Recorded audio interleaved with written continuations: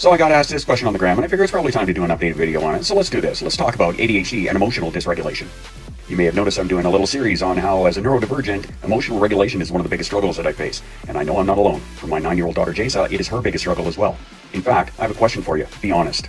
When is the last time you did something like lose the remote, or turn around in the kitchen and accidentally knock something off the counter, and you lost your shit? You felt that rage start to swell and you just went off. For me, it was yesterday. Now, why is that? Well, for many of us with ADHD, emotional control is a real problem. Why do you think so many of us get labeled as having anger issues? One of the reasons can be tied back to executive functioning, and that's because, as ADHD people, a lot of our executive functioning sucks. And a lot of that is because brains with ADHD tend to have underdeveloped prefrontal cortexes. There have been a lot of studies that show this, as the prefrontal cortex has a critical role in regulating behavior, attention, and emotion.